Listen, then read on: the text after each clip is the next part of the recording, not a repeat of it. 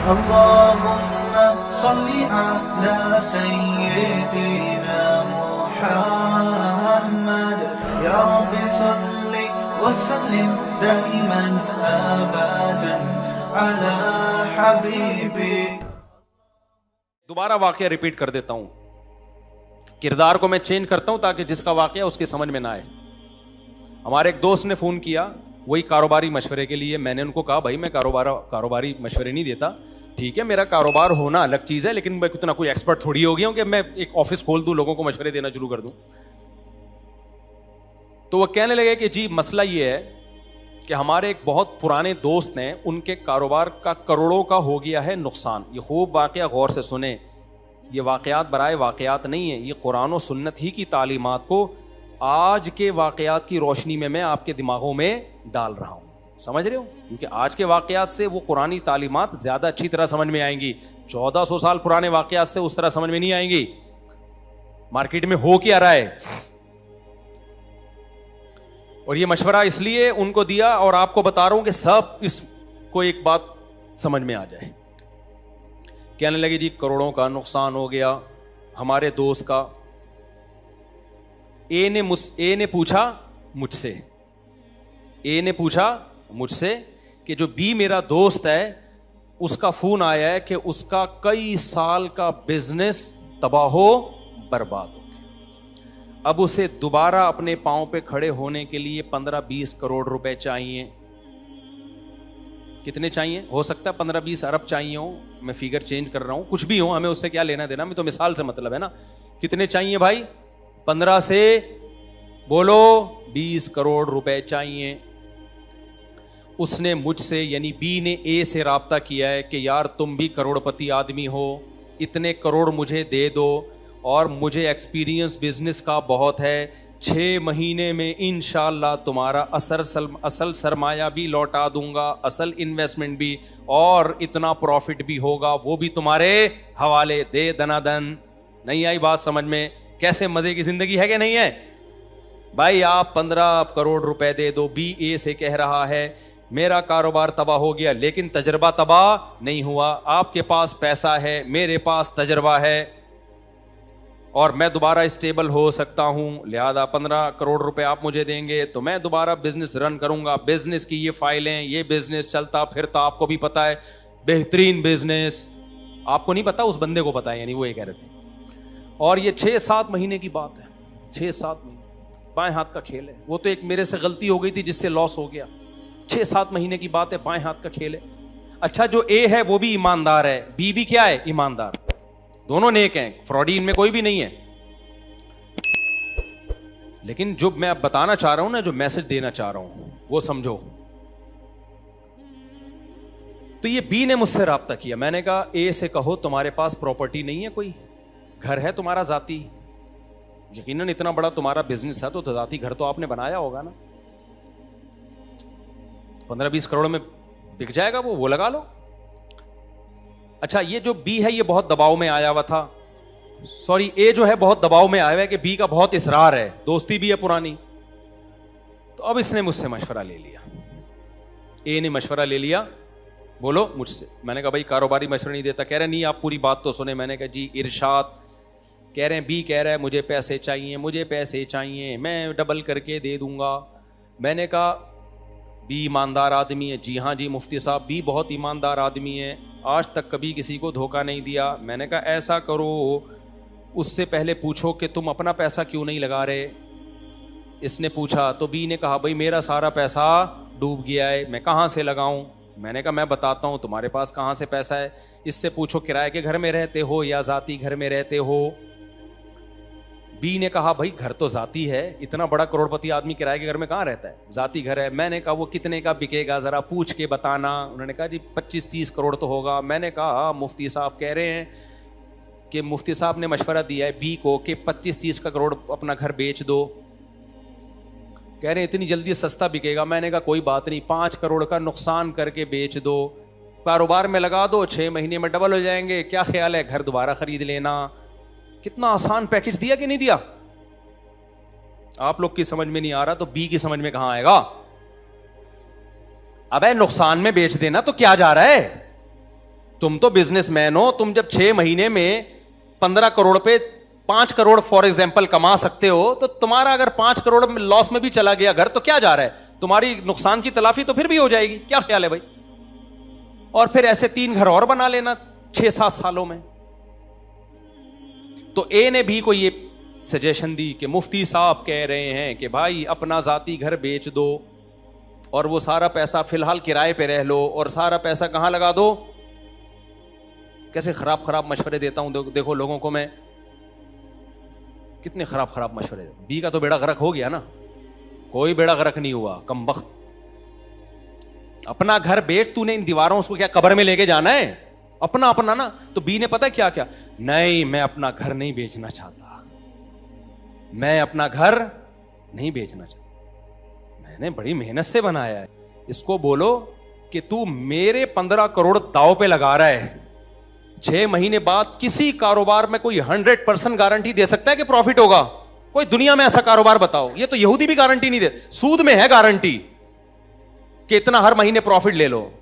جب نفع نقصان کی بیس پہ ہوگا تو 100% گارنٹی پروفٹ کی دنیا میں کوئی بھی نہیں دے. قدرتی حادثے بھی تو ہو سکتے ہیں نا, آپ جتنی بھی ایمانداری سے کاروبار کرو, زلزلہ آ سکتا ہے, طوفان آ سکتا ہے, کرائسس آ سکتے ہیں, ڈیفالٹ ہو سکتا ہے کنٹری آپ کا, 20 امکانات ہیں. اور یہ بھی ممکن ہے کہ بھئی آپ بیمار ہو جاؤ, کوئی کینسر ہو جائے آپ کو, آپ بزنس نہ کر سکو. دوسرے کے 15 کروڑ داؤ پہ لگا رہے, اپنی جو دیواروں اینٹوں سے محبت ہے نا, اس محبت کو داؤ پہ لگانے کے لیے تیار نہیں ہے. میں نے کہا اس کو بولو تو یہ بنگلہ کیا قبر میں لے کے جائے گا؟ بیچ اس کو بیچ کے لگا 15 کروڑ, اور 6 مہینے میں تو پھر کمانا 5 کروڑ. ابھی 2.5 کروڑ یہ تجھے دے رہا ہے تو کہنا 2.5 کے بجائے 5 کروڑ پورے تیرے ہوئے. مفتی صاحب نے ایسا بہترین پیکج بتایا ہے کہ تم پہلے مجھے 2.5 کروڑ دے رہے تھے, اب مفتی صاحب کہہ رہے 2.5 نہیں پورے 5 بھی رکھے. آہا زبردست فائدہ ہو گیا کہ نہیں ہو گیا؟ بھائی آدھے کسی اور کو کیوں دے رہے ہو, پورے خود رکھو. ہمارے والد صاحب کہا کرتے تھے, بیٹا جب کوئی آئے نا بولے کہ بھائی مجھے 2 لاکھ روپے چاہیے اور میں بزنس کر کے اتنا پروفٹ لوں گا, اس لیے 2 لاکھ آپ دے دیں یا 1 لاکھ آپ دے دیں, 1 میں لگاؤں گا, تو جو پروفٹ ہوگا آدھا آدھا کریں گے. تو اس کو یہ کہا کرو کہ پورے تو ہی لگا لے اور پروفٹ پورا تو ہی رکھ لے. نہیں یہی بات, یعنی تیرے فائدے کا مشورہ دے رہا ہوں کہ مجھے آدھا دینے کی اس تکلف کی کیا ضرورت ہے بھائی, اس تکلف کی کیا ضرورت ہے؟ ہم ایسا پیکج لے کر آئے ہیں, پورا پروفٹ کس کا؟ آپ کا. آج سے پورا پروفٹ کس کا ہوا؟ آپ کا ہوا. ہم وہ بتا رہا ہوتا ہے نہیں اصل میں چاہ رہا ہوں کہ آپ کے اتنے بچے ہیں, اتنی بیویاں ہیں, تو ایسا ہو. میرے ساتھ تو یہ ہوتا رہا ہے, اب تو نہیں ہوتا, پہلے بہت ہوا. تو آپ ذرا پیسہ لگا دیں, تو میں چاہتا ہوں کچھ آپ کا بھی سیٹ اپ چل پڑے. تو میں اسے کہتا ہوں پورا آپ ہی لگا دو. پورا کیا کر دو؟ آپ لگا, اور پورا پروفٹ آپ رکھو, اور جو نفع آئے گا نا اس سے آپ دوسری تیسری چوتھی شادی کر لو. نہیں یہی بات سمجھ میں, یعنی بجائے اس کے کہ ہمارے گھروں کو آپ چلاؤ, آپ اپنے گھر بڑھا کے انہیں کو چلانا شروع کر دو. پھر میں آپ کے پاس آؤں گا کہ آپ کی 4 ہیں اور اتنا خرچہ ہے, تو 1 کروڑ مجھے دے دیں آپ. ٹھیک ہے, میں چاہتا ہوں کاروبار میں پیسہ لگاؤں, آدھے آپ کو دے دیا کروں تاکہ آپ کا گھر بھی چلتا رہے. پھر دیکھتا ہوں تو نکالتا ہے کہ نہیں نکالتا پیسہ. یہ ڈرامے بازیاں کیوں ہو رہی ہیں خوب سمجھو. میرا مقصد نہ اے کی غیبت ہے نہ بی کی غیبت ہے. میرا مقصد یہ کہ بی کے دل میں لالچ ہے, ضرورت نہیں ہے. یہ کیا ہے؟ ضرورت ہوتی ہے کینسر ہو گیا خدا نہ خواستہ, علاج کے پیسے نہیں ہیں, ٹانگ ٹوٹ گئی جڑ نہیں رہی, اس کو ضرورت کہتے ہیں. یہ ہوس ہے کہ میرا ذاتی گھر نہ بک جائے. کیوں نہ بک جائے تیرا ذاتی گھر؟ لوگ کرائے پہ نہیں رہتے کیا ہے بھائی؟ وہ پاگل ہے کیا؟ اور بہتر نہیں ہے کہ ہم اتنا تعاون کسی کے ساتھ کر رہے ہیں تو کسی غریب کو گھر دلا دیں ہم. تمہارے پاس گھر تو ہے نا, بہت سے لوگوں کے پاس تو کرائے کے دینے کے لیے گھر نہیں ہے, پیڑے کھانے کے لیے ہر آدمی آیا ہوا ہے. تو بھائی میرا مقصد نہ اے کی غیبت نہ بی کی غیبت, میرا مقصد آپ کو بتانا یہ خودداری پیدا کرو اپنے اندر. کیا پیدا کرو؟ خودداری. اپنا کھاؤ, اپنا کماؤ, کسی کی جیب پہ نظر مت رکھو. اور اس کی علامت کیا ہے؟ آپ کا دوست اپنی پوری آمدن آپ کو بتاتے ہوئے ہچکچائے نہیں. اگر آپ کے ریلیٹو آپ کو اپنی پوری تنخواہ پوری آمدن بتاتے ہوئے ہچکچا رہے ہیں, اس کا مطلب وہ برے نہیں ہیں, آپ برے ہو. ان کو آپ سے خطرہ ہے کہ اگر ان کو بتا دیا نا میرے پاس کتنا پیسہ ہے तो मेरा पैसा सेव बोलो नहीं है। लोग हुकूमत को पूरा पैसा क्यों नहीं बताते? उनको पता है सेव नहीं है, टैक्स ठीक ठाक टैक्स लग जाएगा। तो यही काम कब कहां हो रहा है? यही भाई को बताते हुए, बहन को बताते हुए, शौहर बीवी को बताते हुए, बीवी शौहर को बताते हुए। एक खातून ने मुझे कहा कि मेरे मियां मुझे पूरी आमदन बताते ही नहीं है, पता नहीं कितना कमा रहे हैं, बताते ही नहीं है, बताते ही नहीं है। मैंने कहा आपके जो मियां आपको नहीं बता रहे ना आपकी कितनी, अब उनकी कितनी आमदन है, ये आपका फॉल्ट है। ये किसका फॉल्ट है? उसको डर है, उसको डर है कि मेरा पैसा सेव बोलो नहीं रहे। और मैंने कहा आपके पास भी जितना गोल्ड है, जितना पैसा इधर उधर से आपको मिलता है, आप अपने शौहर को बताती हो? कहती है नहीं। मैंने कहा ये आपके शौहर के गलत होने की बोलो ना अलामत। ना शौहर को बीवी पे एतमाद है और ना बीवी को शौहर पे एतमाद। समझता नहीं है बात को। शौहर भी नहीं बताता बीवी को, उसको पता है इतने खर्चे बढ़ा देगी कि मेरे लिए सरवाइव करना मुश्किल हो जाएगा। और बीवी भी नहीं बताती मियाँ को, उसको पता है जब इसको मियाँ को पता चलेगा अच्छा मेरी बेगम के पास तो इतना पैसा आ रहा है, वो भी घर में हाथ खींच लेगा। समझते हो? वो भी जो उसने लाइफ दी हुई है उसमें क्या करेगा? डंडी मारना शुरू कर देगा। तो ये हमारी सोसाइटी का एक नेगेटिव पहलू है कि हमारे सामने कोई किसी को अपनी आमदन और बतानी भी नहीं चाहिए, वो टेंशन देगा आपको। वो क्या करेगा? ये तो मैंने बताया कि लोग पैसा मांगते हैं जरूरत की बेस पे नहीं, बल्कि अय्याशी के लिए। दूसरे के पैसे से बिजनेस करेंगे और फिर डुबो के बैठ जाएंगे, फिर उसको बोल देंगे कि देखो। आपको लोग हकीकत पता है क्या है? मैं पहले इस बात पे बहुत हैरान होता था कि मालिक मकान लोग अक्सर किराएदारों को बहुत टेंशन देते हैं। आपने देखा होगा मालिक मकान और किराएदारों में ये झगड़े, नल का टूट गया, किराएदार कह रहा है ये तुम्हारी जिम्मेदारी है, मालिक मकान कह रहे हैं नहीं हम नहीं लगाएंगे। ये झगड़े बहुत होते हैं ना। बोलते क्यों नहीं भाई, घर पुराना हो गया, कलर करा के दो। किराएदार कह रहा होता है मालिक मकान से क्या करा के दो? कलर करा के दो। मालिक मकान कहता है हम नहीं कराएंगे, किराएदार कहता है तुम्हारा घर है, तुम्हारी जिम्मेदारी है। ये फड्डे चलते हैं कि नहीं चलते? बिल ज्यादा आ गया, इस पे झगड़े मालिक मकान, मोटर खराब, इस पे झगड़े। हर घर में मालिक मकान और किराएदार का कुछ ना कुछ फटीक बोलो चल रही। मैं ये समझता था कि मालिक मकानों की तरफ से ज्यादती होती है किराएदारों पर, लेकिन ये यकतरफा मामला नहीं है, ये ज्यादती दोनों की तरफ से होती है। असल में हमारी सोसाइटी में किसी को किसी पे एतमाद अब रहा नहीं है। जब किराएदार मालिक मकान को फोन करके कहता है ना नल का टूट गया है ये सही करा दो, मालिक मकान के दिल में पता है क्या आएगा? इसने जानकर बेएहतियाती की है, अपना घर समझ के इसने इस्तेमाल नहीं किया। अगर मैंने इसको नलके के पैसे दे दिए ना, कल दूसरा नलका तोड़ेगा ये। समझ में आ रही है बात? अगर मैं इतना अच्छा बन गया ना, नलका टूट गया ये लो, अगले दिन कहेगा टाइल उखड़ गई है वॉशरूम की, परसों कहेगा वो लाइन लीक कर गई है गटर लाइन, तरसों कहेगा सीढ़ियों का एक वो उखड़ गया है, उस अगले दिन कहेगा खिड़की गिर गई है, चौथे दिन कहेगा जलजला आ गया पूरा घर तबाह हो गया है। और ये होता है। और किराएदार को भी मालिक मकान पर एतमाद नहीं है। उसको पता है कि अगर वाकई में भी नल का टूटा है ना, तो मैं बोलूंगा तो पहली दफा में पैसे नहीं मिलेंगे। लिहाजा वो जितना केस होता है ना, उसको डबल करके पेश करता है कि खर्चा डबल करके बताओ, हो सकता है लिच्चड़पने में आधा कम से कम निकल आए। नहीं आई मेरे ख्याल बात? यानी जितना खर्चा आ रहा है ना, डबल करके बताएगा, डबल। तो दोनों को एक दूसरे पर, और ये पाकिस्तान में मसला है ये, जब भी आप किसी से बिजनेस कर रहे होते हो, आपको पता है जो पहले टोपी करा देगा वो हावी आ जाएगा। अगर आपने शराफत से मामला करने की कोशिश की तो दूसरा आपके ऊपर पूरा हेलमेट लाके थोप देगा वो। इसीलिए लोग क्या कर रहे होते हैं?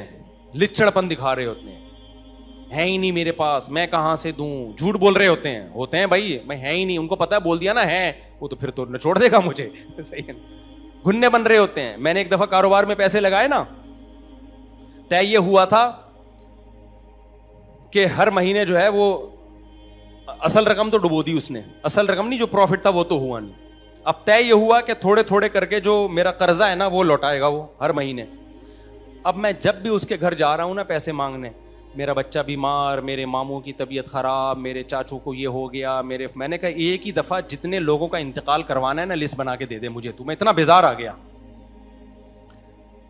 ایک دفعہ جس کی ٹانگ ٹوٹنی ہے, جس کا بائک سے گر کے کھوپڑا خراب ہونا ہے, ایک دفعہ لسٹ بنا دے, اور جو بچ جائے نا خاندان میں وہ مجھے بتا دے, میں اس تاریخ کو آ جاؤں گا. یہ ہر جگہ ہوتا ہے. جب آپ پیسے مانگنے جاؤ وہ کہے گا بھائی میرے یہ ہو گیا, اس دفعہ یوں ہو گیا, اس دفعہ یوں ہو گیا. ہمارے تو پیسوں کے معاملات بہت چلے ہیں لوگوں سے, بہت کم لوگ اس معاملے میں کلیئر ہیں. تو بھائی خودداری پیدا کرو. کیا پیدا کرو؟ اور یہ خودداری اس وقت تک خدا کی قسم پیدا نہیں ہوگی جب تک دولت سے محبت ختم نہیں ہوگی. سمجھ رہے ہو؟ اور دولت سے محبت کیسے ختم ہوتی ہے؟ دنیا کیا ہے میرے بھائی؟ مسافر خانہ. ٹماٹر کھا کے بھی گزر جائے گی, اور چائے پاپوں میں ڈبو کے کھانے کا اپنا مزہ ہے, اس طرح بھی گزر جائے گی, اور برگر کھا کے بھی گزر جائے گی. تو برگر جو اپنے پیسوں کا ہو بہت اچھا ہوتا ہے, تو دوسروں کی جیبوں پہ نظر رکھ کے اگر پیزا برگر کھا رہے ہو, اس سے بہتر تھا رات کی بچی ہوئی سوکھی روٹی کھا کے عزت کے ساتھ جی لیتے. مجھے ایک دوست کا جملہ بہت اچھا یاد آ رہا ہے, رکھ دو بیٹا اس کو نیچے رکھ دو. ایک گنے والا تھا, گنے کے رس والا.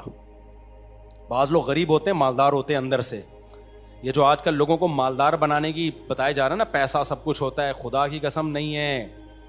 دل کا غنا پیدا کرو اپنے اندر. اگر ظاہری دولت آ گئی اور دل میں غنا نہیں ہے تو یہ شخص بھی غریب ہے. کیوں؟ یہ کبھی سکون میں نہیں آئے گا. نبی صلی اللہ علیہ وسلم نے فرمایا یہ چاہے گا کہ سونے کا ایک جنگل ہے تو کاش یہ جنگل کیا ہو جائے؟ ڈبل ہو جائے. کبھی بھی سکون سے نہیں بیٹھے گا. سکون اسی کو مل رہا ہے جو قناعت کے ساتھ زندگی گزار رہا ہے کہ جتنا اللہ نے مجھے دیا میرے لیے کافی, بس اسی میں جیوں گا. اپنے گھر والوں کو بھی بتا دو بھائی ہماری یہ انکم ہے, بیگم اسی میں ہم نے جینا ہے, رہنا ہے تو رہو ورنہ پتلی گلی سے بولو نکلو. ہمارے نبی نے اپنی ازواج کو یہی کہا ہے. ہمارے نبی تو غربت میں تھے, 9 بیویاں تھیں. امہات المومنین نے کیا کہا کہ یا رسول اللہ ہمیں مال چاہیے. تو نبی نے فرمایا کہ میرے پاس تو مال نہیں ہے, میں تو صبح آتا ہے شام سے پہلے صدقہ, میں تو مال رکھ ہی نہیں سکتا. ہمارے نبی کو اللہ نے کچھ خاص غربت آپ کے لیے, یعنی غربت کا انتخاب کیا تھا نبی صلی اللہ علیہ وسلم کے لیے, اس میں کچھ حکمتیں تھیں. تو بہت ساری حکمتیں تھیں اس میں. تو جب ہم نبی کی ازواج نے یہ مطالبہ کیا کہ ہمارے گھر میں تو فاقے ہو رہے ہیں, تو نبی نے یہ ظلم نہیں کیا کہ نہیں جی اسی فاقے میں رہنا ہے, نہ. نبی نے کیا فرمایا, بھائی بہت مالدار لوگ ہیں دنیا میں, اور اس زمانے میں طلاق یافتہ بیوہ کی شادی بھی ٹھک سے ہوتی تھی, یہ مسائل نہیں تھے, اچھی جگہ پہ ہی ہوتی تھی, مالداروں میں ہی ہوتی تھی.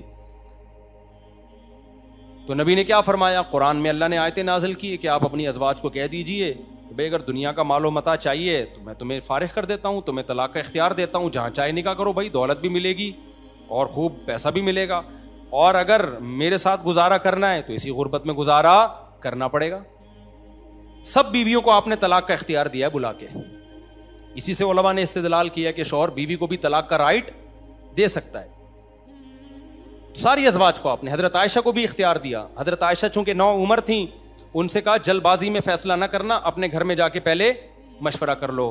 حضرت عائشہ کو غصہ آ گیا, افیکا اشاور یا رسول اللہ, آپ کے بارے میں گھر میں مشورہ کروں کہ آپ کے ساتھ رہنے کے نہیں رہنا, سوال ہی پیدا نہیں ہوتا. بھائی ہم اس غربت پہ راضی ہیں. تو آج بھی میں کہتا ہوں بھائی زیادہ ٹینشن مت لو, تمہاری آمدن کم ہے, بیگم کو بتا دو بیگم اسی میں گزارا کرنا ہے, میں چوری نہیں کروں گا, لوگوں سے بھیک نہیں مانگوں. جا کے کبھی وسیم سے قرضہ مانگ رہا ہے, کبھی غفار سے, کبھی ستار سے, کبھی کسی نمونے سے جا کے, کبھی کسی نمونے سے, یہ ہو گیا ہے, یہ ہو گیا ہے, بی بچوں کی فیسیں نہیں پڑھاؤ اسکول میں بچوں کو, اگر نہیں ہے فیسیں بھائی ٹماٹر بیچے گا کوئی مسئلہ نہیں ہے. ٹماٹر والے زیادہ کما رہے ہیں آج کل, یہ گنے والے آپ کیا سمجھ رہے ہو, یہ گھننے ہیں گنے والے. اللہ ان کی آمدن میں برکت دے, محنت کر کے کما رہے ہیں. بے شک اس میں وہ اسکرین بھی ڈال رہے ہیں اور کلر بھی ڈال رہے ہیں, چوری سے تو پھر بھی بہتر ہے نا, بتا کے ڈال رہے ہیں آج کل, پہلے چھپاتے تھے. تو محنت کر رہے ہیں نا, کیا خیال ہے؟ تو بیگم سے بولو بھائی میں جو کر سکتا ہوں میں اس سے زیادہ نہیں ہے, میں ادھر جا کے اس سے پیسہ مانگو, اس سے جو ہے اسی میں گزارا کرنا ہے. ہاں خدا نخواستہ کوئی موت زندگی کا مسئلہ بن گیا تو پھر بے تکلف لوگوں سے انسان مانگ سکتا ہے, تو یہ نہیں ہوگا, رہنا رہو اسی طرح ورنہ پتلی گلی سے نکلو. جو یہ سوچ اپنے اندر پیدا نہیں کرے گا وہ عزت کے ساتھ زندگی نہیں گزارے گا, بھیکاری پن پہ آئے گا, وہ لازمی آئے گا. تو میں وہ گنے والا کا واقعہ سنا کے بیان ختم کرتا ہوں. یہ گھڑی کیسی ہے, کیا ٹائم ہے؟ بس یہ وہ ہمارا ایک دوست گنے والا, ادھر باجوڑ کا کوئی دیر یا باجوڑ کا ہے, گنے کا رس لگاتا تھا. تو کیا ہوا, پھر کسی مدرسے میں اس کو ملازمت مل گئی. اس مدرسے میں میرا بھی آنا جانا تھا. تو کیا ہے کہ اب ظاہر ہے وہ لوگ علماء کی دعوت کرتے ہیں نا, تو کسی نے ایک دن دعوت کی, مجھے گھسیٹ کے لے گیا کہ بھائی مفتی صاحب آپ ہمارے یہاں کھانا کھائیں. پہلے میرے پاس مجھے نہیں اتنا مشہور بھی نہیں تھا, میں کبھی کبھار دعوت میں چلا بھی جایا کرتا تھا. اب تو اگر جانا شروع کروں تو پھر تو یہی کام رہ جائے. تو ہم چلے گئے. پھر چند دن بعد کوئی بندہ آیا, ایک دوسرے مولانا صاحب کو لے گیا دعوت پہ اور اس کو بھی ساتھ میں لے گیا. اچھا اس کو طفیلی بن کے ہر جگہ لے کے جا رہے ہیں لوگ. تیسرے دفعہ چوتھی پانچویں دفعہ جب ایک اور بندہ آیا کہ بھی ہمارے یہاں دعوت ہے, چلو, یہ نہیں گیا. میں نے کہا جاؤ نا, وہ مولانا صاحب کو بھی لے کے جا رہے ہیں, آپ بھی چلے جاؤ. کہہ رہے ہیں یار کھانا اپنے گھر کا ہی اچھا لگتا ہے. دیکھو غریب آدمی تھا, کیا کہتا ہے, اپنے گھر کی دال روٹی دوسرے کے مرغے سے بہتر ہے. کہہ رہے چلو ایک دفعہ ہو گیا, دو دفعہ ہو گیا, اب یہ تھوڑی کہ ہر 4 دن کے بعد کسی کے گھر جا کے میں کھانا کھا رہا ہوں. یعنی خودداری کی آپ انتہا دیکھو. بار بار کسی کی دعوت میں جانا بھی اس کو اچھا نہیں لگ رہا کہ یہ میری خودداری کو چیلنج کیا جا رہا ہے. لوگ کیا کہیں گے, آج اس کے گھر میں کھانا کھا رہا ہے, آج اس کے گھر میں کھانا کھا رہا ہے. تو کہہ رہا ہے بھائی کھانا اپنے گھر کی جو دال روٹی ہے نا وہ دوسرے کے گھر کے مرغے سے بہتر ہے. میں نے کہا یہ ہے, دیکھو گنے کا رس لگاتا ہے, اس کے دل میں ہوس نہیں ہے. بری بات ہے نا, آج اپنے گھر کا کبھی کھا ہی نہیں رہے ہیں, کبھی وہاں بیٹھے ہوئے ہیں, کبھی وہاں بیٹھے ہوئے. ابھی کچھ دن پہلے میرے ساتھ کیا ہوا, 6 مہینے پہلے لوگ آ رہے ہیں مجھے گھسیٹ کے لے گئے, آج ہمارا ولیمہ ہے, اگلے دن فلانے جگہ لے گئے, وہاں ولیمہ ہے, میری تصویریں آ رہی ہیں, مفتی صاحب لیگ پیس ہاتھ میں مفتی صاحب کے. ہم مروت میں جا رہے ہیں, ہمارے گھر میں بھی مرغا کھانے کو الحمدللہ مل جاتا ہے ہمیں, لیکن تعلقی بیس پہ ہم جا رہے ہیں کہ یار اب اتنا پرانا تعلق ہے, منع کیسے کریں. پھر وہاں گئے 3-4 دن کے بعد, وہ پرانا تعلق والا ان کے ہاں گئے, وہاں بھی لیگ پیس, تصویریں تو لوگ لے رہے ہوتے ہیں. پھر فلانے کے ہاں دعوت ہے, اس کو منع کر دیا تو ناراض ہو جائے گا, پرانا ریلیٹیو ہے, منع کر دو تو بولے گا واہ پرانے دوستوں کو بھول گئے, اب مشہور ہو گئے نا. یہ تانے سننے کو ملتے ہیں. اب ہم وہاں چلے گئے, بھائی اس کو کیسے ناراض کریں, یہ تو 6ٹھی کلاس سے اپنے ساتھ ہے. اس کی دعوت میں گئے, وہاں بریانی کھا رہے ہیں. 4, 6, 8, 10 ہر ہفتے نا میری تصویریں. میں نے اپنے دوستوں کو بلایا, میں نے کہا بھائی ناراض کر دو لوگوں کو کیا کر دو, ناراض. کتنا برا امیج ہے, ادھر بھی مرغا, ادھر بھی جا کے بریانی. میں نے کہا ہمارا اس کے علاوہ دنیا میں کوئی کام نہیں ہے کیا, خالی تعلقات ہی نبھانے ہیں کہ ہم نے, کتنا ٹائم ویسٹ ہو رہا ہے اس میں. تو میں نے کہا بھائی یہ جو پرانے تعلقات ہیں نا, ان کو نبھانے کا کوئی دوسرا طریقہ ہم ایجاد کر لیتے ہیں. لیگ پیسوں کو فی الحال کیا کر دیتے ہیں, معاف. مرغیوں کی جان پہ کیا کھائیں گے ہم, رحم. تو اس لیے تھوڑی سخت پالیسیاں بنانی پڑتی ہیں. اب لوگ آتے ہیں نا ولیمہ, میں کہتا ہوں بھائی میں نہیں جا سکتا, میں اپنے ولیموں میں 4 دفعہ جا چکا ہوں, اب میں اور کتنے ولیموں میں جاؤں. وہ کہتے ہیں ہمارا اب آپ بدل گئے ہو, اب آپ وہ نہیں رہے. بھائی یہ آپ کا ہیڈیک ہے, ہم بدل گئے ہیں, ہم میں تکبر پیدا ہو گیا ہے, ہمارا اسٹائل چینج ہو گیا ہے. ان چیزوں میں ہم آپ کو مطمئن کرنے کے لیے اپنا ٹائم ضائع بولو نہیں کریں گے. ٹائم بھی ضائع ہوتا ہے اور بدنامی بھی کتنی ہوگی. کوئی پڑھا لکھا آدمی کیا بولے گا, اس مولوی کے پاس اس کے علاوہ کوئی کام ہے نہیں, اس دن فلاں کی دعوت میں گھسا ہوا تھا, اس دن فلاں کی دعوت میں گھسا ہوا تھا. یہی لوگ جو عزت دے رہے ہوتے ہیں نا, کل یہی باتیں دیکھو, لوگ علماء کو کھلاتے کتنا ہے, پھر بولتے ہیں کہ یہ مولوی لوگ کھاتے بہت ہیں. کھلاتے بھی تو تم ہی ہو, اور منع کر دو تو پھر بولتے ہیں ان مولوی میں تکبر ہوتا ہے, ہم دعوت کر رہے ہیں, نبی تو کسی کی دعوت کا انکار نہیں کرتے تھے. تو یار کسی حال میں خوش نہیں رکھا ہوا.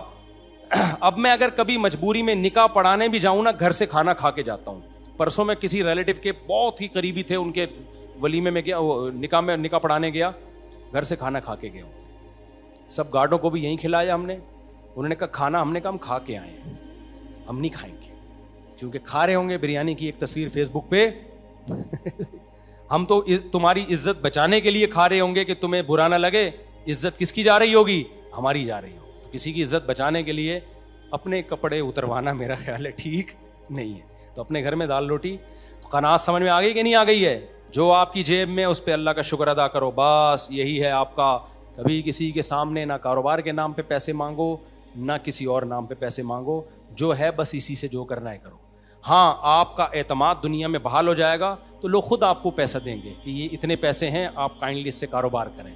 وہ ٹھیک ہے, لیکن اس میں بھی جب کرو جب آپ کر سکتے ہو. نہیں کر سکتے ان کو منع کر دو. اللہ عمل کی توفیق عطا فرمائے. نماز کے سنتوں کے بعد تھوڑی دیر سوال جواب کا سیشن ہوگا, جو حضرات بیٹھنا چاہیں.